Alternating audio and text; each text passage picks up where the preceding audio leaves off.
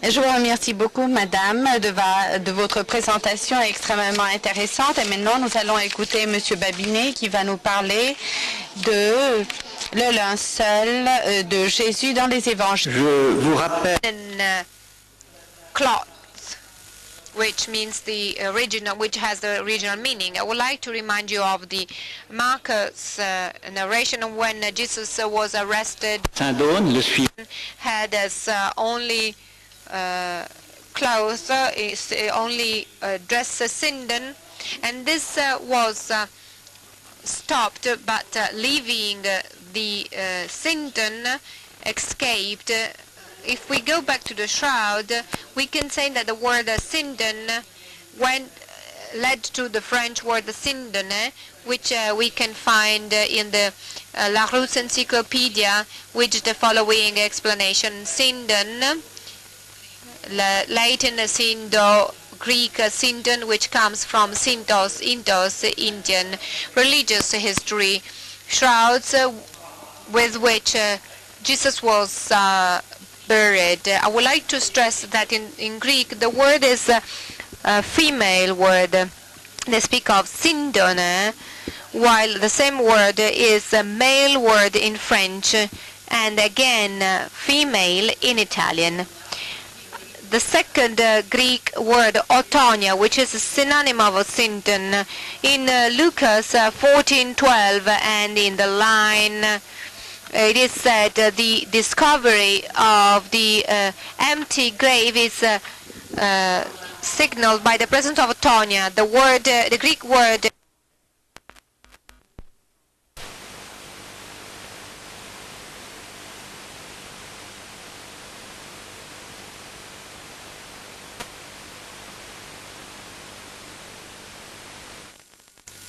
of Christ had been taken away.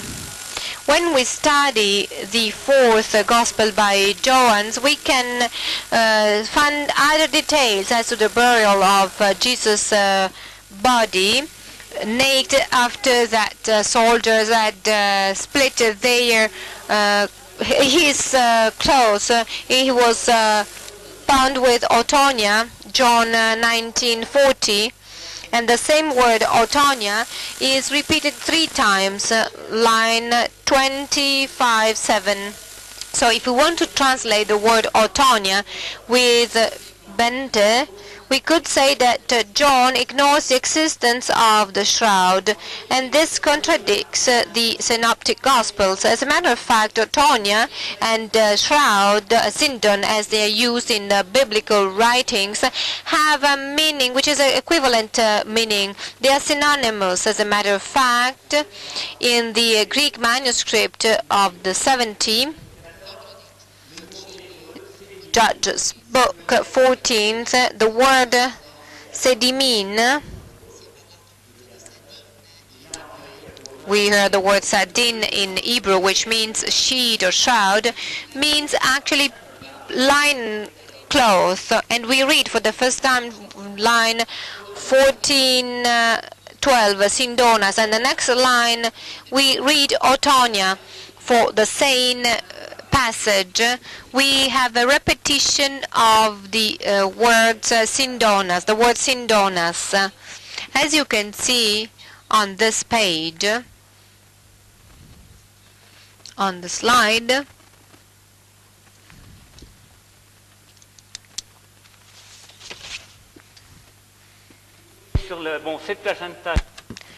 you can see Septuaginta Iudices, a book which was written by Alfred Raff.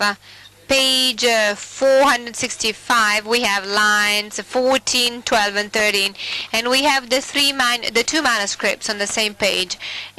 Passage A shows that the word Sindonas is there, and then once more Sindonas for the same Jewish word sedinin, and in the B manuscript we have Sindonas first and then Otonia, always to mean the word the Jewish word sedinin linen clothes.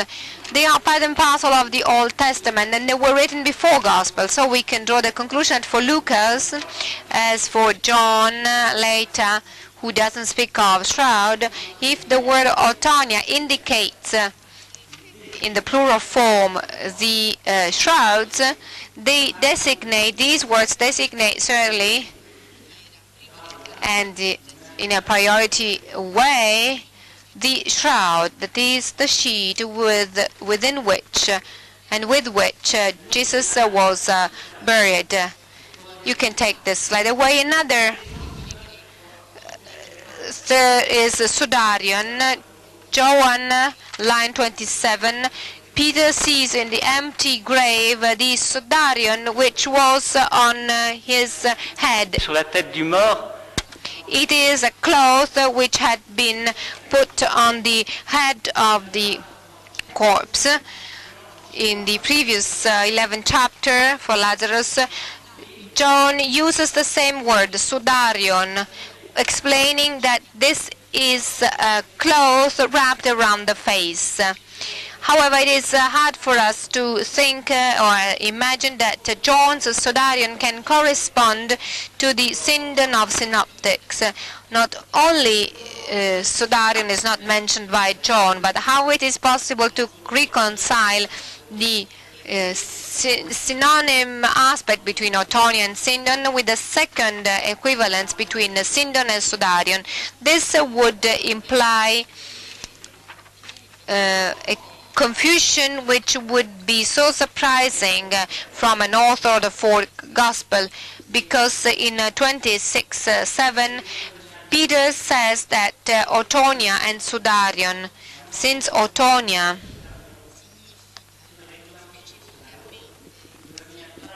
means the shroud, the complementary mention of Sudarion becomes unthinkable. I would like to remind you of the fact that in Jesus' burial, John speaks of Otonia and not of Sindon.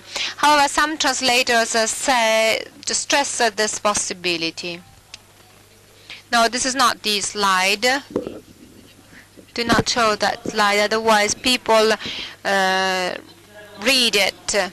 Some people stress this possibility, and they anticipate some etymological arguments which are deprived of any basis. For some, the Greek word Sudarion is taken from Latin, which is a cloth to absorb sweat, and hence the use of Sudarion or a shroud or a sheet wrapping the corpse.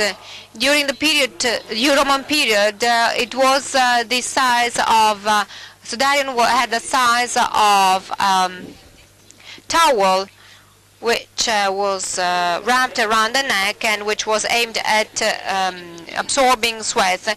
According to Petit Robert, the French word Sudarion would date back to 1150. Later, it takes on a special connotation,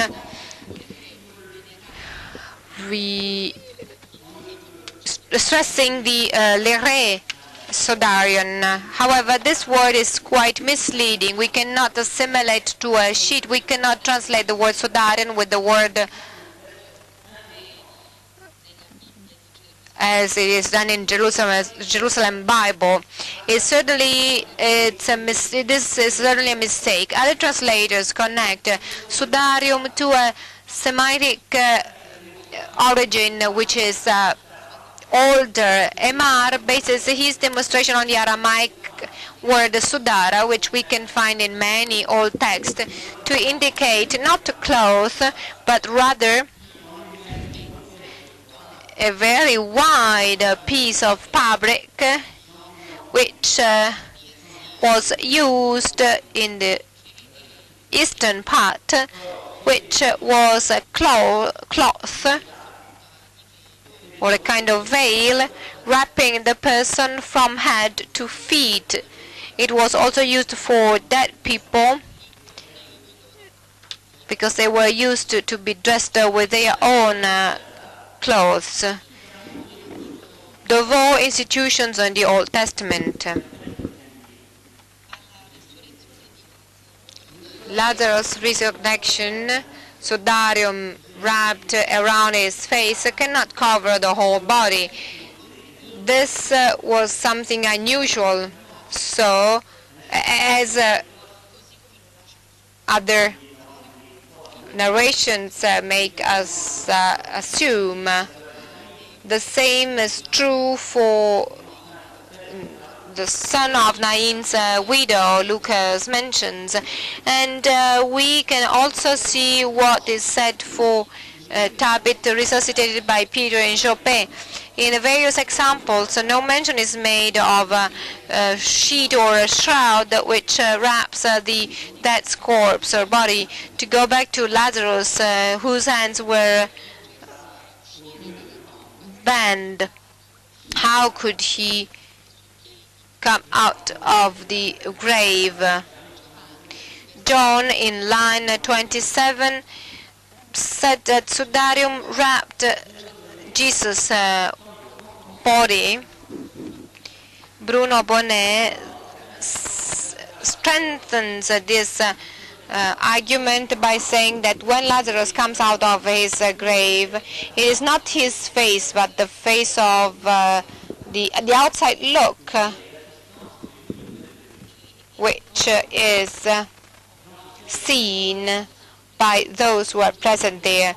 John uses the Greek word opsis, which means seen or look, and he doesn't use the word prosopon, which means face. In an article from talking about Lazarus to Jesus, Sudarian, René Robert defends this thesis, which he develops through lexical studies of the keyword on the basis of classical Greek. But he doesn't mention, he doesn't quote the reference by Flavius, who is contemporary of John, and which he uses in the Hebrew Antiquities, which is Opsin, to describe Goliath had fallen down his face to the ground as soon as David hit him. This scene is now present already in the first Samuel's book, and we see the same passage using the same terms. The only difference is that prosopon replaces opsin.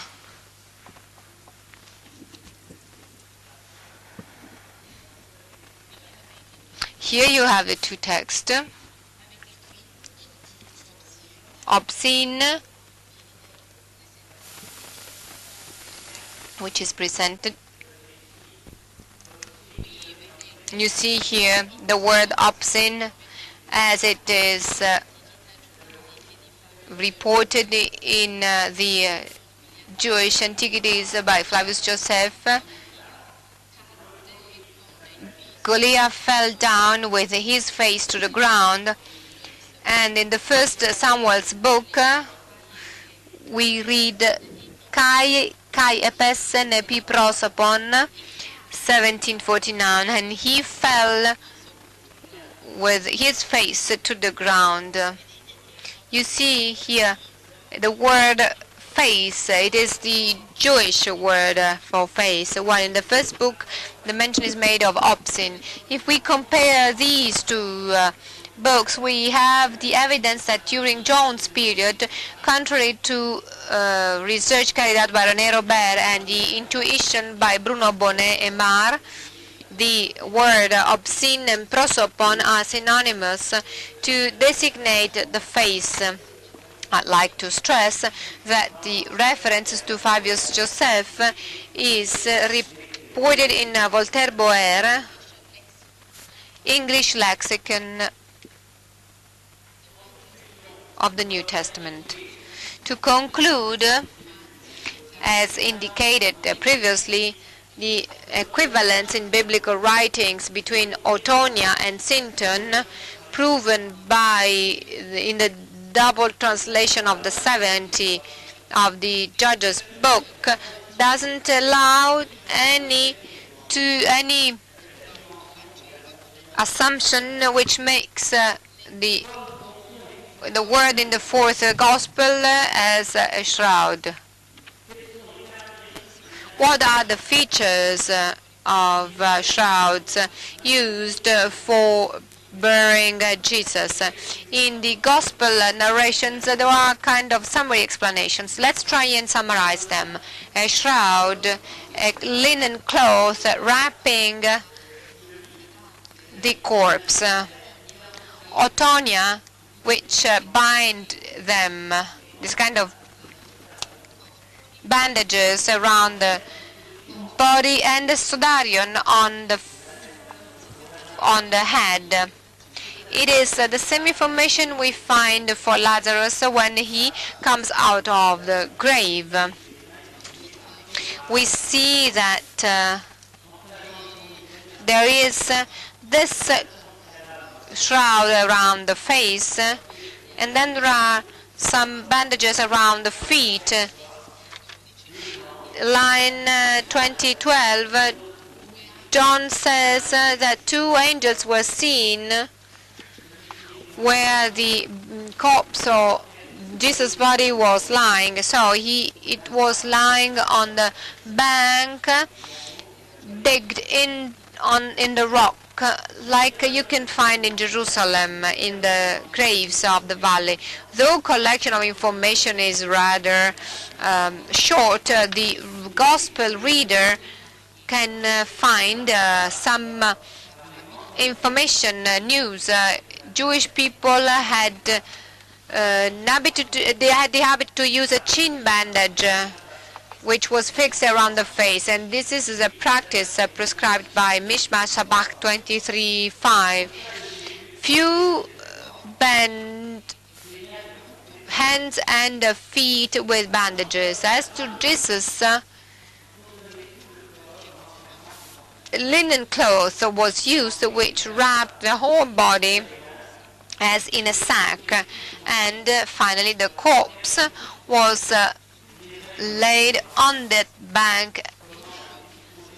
It is true that we do not know how this cloth was wrapped along the length of the body.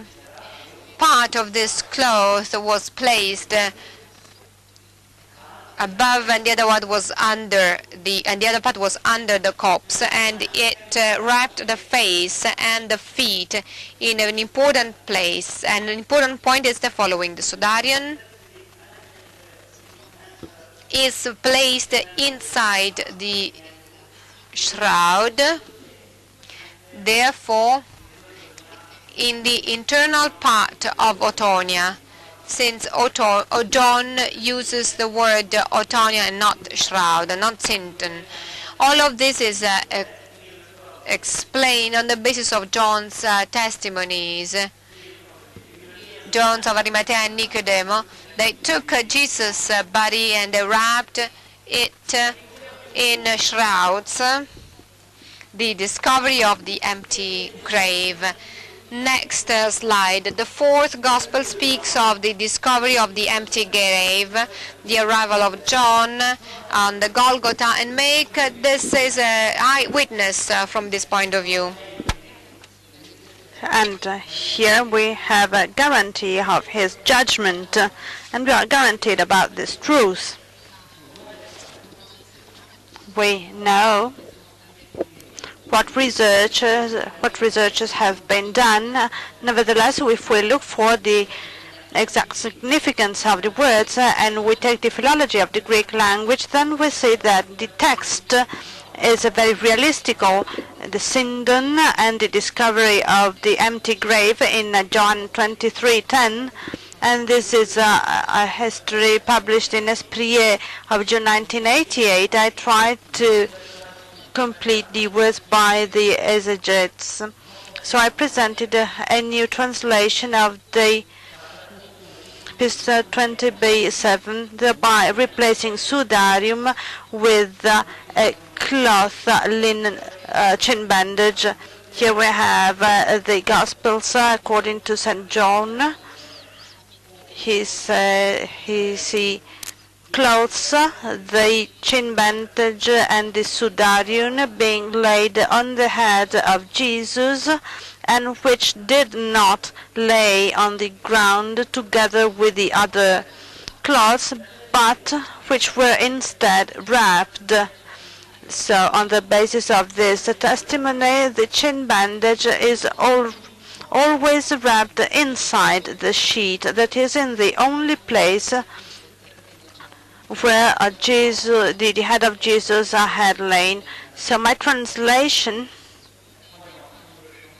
preserves the reality of the position of the clothes, which was described by John as to the resurrection of Jesus' body. So to each word of the Greek sentence, identical words in French coincide. So my study, my research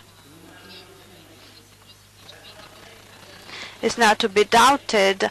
I just wanted to present my linguistic translation. The authorized translation for is and topon say in one place, or they wrongly say in another place, but the same Greek terms are used both in verse 70, between 20 and 6 in order to translate the Hebrew El Magon El Hat, and in the two contemporary authors, Diodora of Sicily and Flavius Joseph in the Judaic Antiquities, we just find the same words. They mean literally in one place, and they correspond to the same place. There is therefore an absolute identity in the empty grave, the position of the chin bandage, and one ena is one ena, just as it was wrapped around the head of Jesus. I want to pinpoint that the two reports are contained in the Old Testament by Boer. We have a philological justification if we generally admit that the Gospel by John respects the rules of Greek grammar, which states that as followed by topon in the accusative expresses a movement. Nevertheless, many translators wrongly interpreted a displacement of the sudarium, and the adverb choris was interpreted as a separation, which does not justify its position in front of the word wrapped. We do not want to deviate from this rule. This does not allow us to see the presence of a movement. I try to sum up my report, but it must be stressed that there is a movement. We have the verbs see and look, and we have the term toreichi. We see that the construction is with the ace in the accusative mode, so it has a modal acception which is consistent with the syntax within the tomb, and it is the look of the eyewitness which moves around on the sudarium, which is wrapped and is and lays near the sheet. The other bandages are where the corpse was. The corpse itself had disappeared, and this is the reason why it is said he looked and believed, because Lucas and John had failed to understand that the resurrection of the dead had to take place. I'm going to skip a number of pages where it was said, where I said that Greek was the common language in the Mediterranean.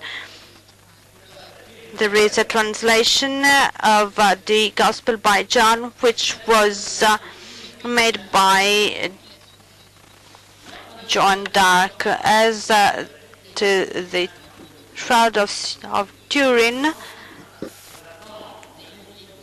this shows us the position of the sheets used for burying Christ.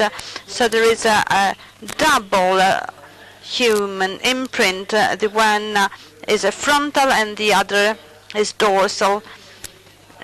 So we can see the cranial vault.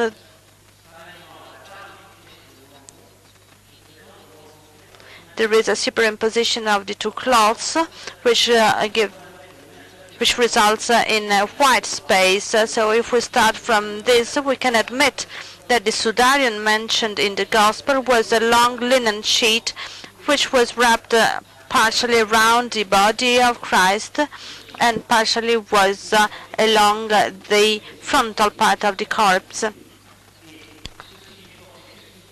So the Shroud of Turin has a perfect consistence with what is said in the Gospels. And this is what is explained in the slide, the position of the sheets. But there is another important element. The unchanged position in the sheets in the empty grave shows that Jesus' corpse disappeared. As to the Shroud of Turin, the scientific observations conclude that there is an imprint due not due to a contact. The two marks are authentic. An eyewitness, John, was able to see the Shroud of Turin because the double human image with the blood marks are testimony of the mysterious dematerialization of the corpse. So we have a testimony of the glorious body of Jesus. John sees two apparitions. The doors of the house where the disciples had met were closed, but Jesus entered the house. Semantics lead us to suggest the identification, to identify the Shroud of Turin with the sheet mentioned in the Gospel. Thank you.